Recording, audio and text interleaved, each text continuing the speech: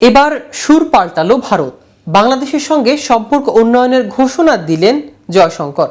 ভারতীয় পররাষ্ট্রমন্ত্রী এস জয়শঙ্কর বলেছেন, আমরা বাংলাদেশের সঙ্গে সম্পর্ক স্থিতিশীল রাখতে চাই। প্রতিবেশীরা একে অপরের উপর নির্ভরশীল। মঙ্গলবার দেয়া এক সাক্ষাৎকারে তিনি এসব কথা বলেন। এ সময় আর কি বললেন জয়শঙ্কর, এই দুই দেশের সম্পর্ক উন্নয়নে কি পদক্ষেপ নেওয়া উচিত বলে মনে করেন তিনি, এই নিয়ে বিস্তারিত থাকছে আজকের প্রতিবেদনের বাকি অংশে। কেটিভি নিউজ 24 চ্যানেল থেকে আপনাদের সাথে আছি আমি মাহমুদুর রহমান সিয়াম। জয়শঙ্কর বলেন, বাংলাদেশে যা যা ঘটবে সেটি তাদের অভ্যন্তরীণ বিষয়।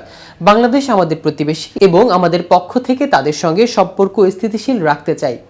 আমাদের মধ্যে ভালো বাণিজ্যিক সম্পর্ক আছে, আমাদের জনগণের মধ্যে সম্পর্ক ভালো, আমরা সম্পর্কটা এভাবেই ধরে রাখতে চাই।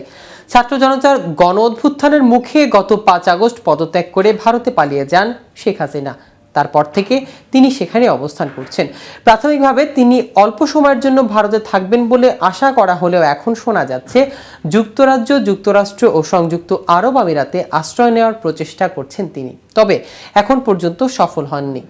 ভারতে হাসিনার অব্যাহত পরিস্থিতি অন্তর্বর্তী সরকারের সঙ্গে একটি শক্তিশালী সম্পর্ক গড়ে তোলার ক্ষেত্রে দিল্লির জন্য চ্যালেঞ্জ তৈরি করেছে।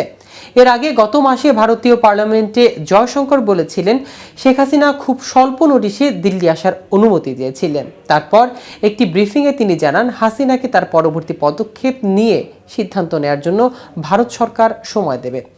বাংলাদেশ ইস্যুতে ভারতের এই পররাষ্ট্রমন্ত্রী বলেন, যা ঘটেছে তা তাদের অভ্যন্তরীণ বিষয়। বাংলাদেশ আমাদের প্রতিবেশী দেশ এবং আমাদের পক্ষ থেকে আমরা বাংলাদেশের সঙ্গে স্থিতিশীল সম্পর্ক রাখতে চাই। আমাদের ভালো বাণিজ্যিক সম্পর্ক আছে, আমাদের জনগণের মধ্যেও সম্পর্ক ভালো, আমি সম্পর্কটা এভাবেই ধরে রাখতে চাই। ছাত্র জনতার ব্যাপক বিক্ষোভের মুখে প্রধানমন্ত্রীর পদ থেকে ক্ষমতাচ্যুত হয়ে গত আগস্ট মাসের শুরুতে শেখ হাসিনা পালিয়ে ভারতে চলে যান। তার দেশ ছেড়ে চলে যাওয়ার পর অন্তর্বর্তীকালীন সরকার দায়িত্ব নিয়েছে। অন্যদিকে ভারতে পালিয়ে যাওয়ার পর একদিন বিকেলে শেখ হাসিনা বহনকারী সামরিক বিমান দিল্লির কাছে উত্তরপ্রদেশের গাজিয়াবাদের হিন্ডন বিমান ঘাঁটিতে অবতরণ করেন। সেখানে ছিলেন ভারতের জাতীয় নিরাপত্তা উপদেষ্টা অজিত দোভাল। তিনি সে সময় হাসিনার কথাও বলেন। রাজনৈতিক আশ্রয় নিয়ে হাসিনা ভারত থেকে যুক্তরাষ্ট্রের রাজধানী লন্ডনে যাবেন বলে আশা করা হয়েছিল, কিন্তু ব্রিটিশ হোম অফিস থেকে এনডিটিভিকে বলেছে, তাদের যে অভিবাসন আইন রয়েছে সেখানে কোনো ব্যক্তি যুক্তরাজ্যে ভ্রমণ করে এসে রাজনৈতিক বা সাধারণ আশ্রয় নেওয়ার কোনো বিধান নেই।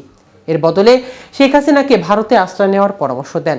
আর এরপর থেকে হাসিনা আপাতত 40 দিনেরও বেশি সময় ধরে ভারতে রয়েছেন এবং সেখানে তিনি ভারতীয় গোয়েন্দা সংস্থার হেফাজতে রয়েছেন বলে মনে করা হচ্ছে। গত মাসে এস জয়শঙ্কর ভারতীয় পার্লামেন্টে বলেছিলেন, শেখ হাসিনা খুব অল্প নোটিশে দিল্লির উদ্দেশ্যে ঢাকা ছেড়ে পালানোর অনুমতি চেয়েছিলেন। পার্লামেন্টের সর্বদলীয় ব্রিফিংয়ে তিনি বলেছিলেন, নিজের পরবর্তী পদক্ষেপগুলো সম্পর্কে সিদ্ধান্ত নেওয়ার জন্য শেখ হাসিনাকে সময় দিতে চান ভারত সরকার, যার মধ্যে রাজনীতি থেকে অবসরে নেয়ার বিষয়টি অন্তর্ভুক্ত থাকতে পারে। আজ এ পর্যন্তই। নিত্য নতুন সকল আপডেট পেতে কেটিভি নিউজ 24 এর সাথেই থাকুন। ধন্যবাদ সবাইকে।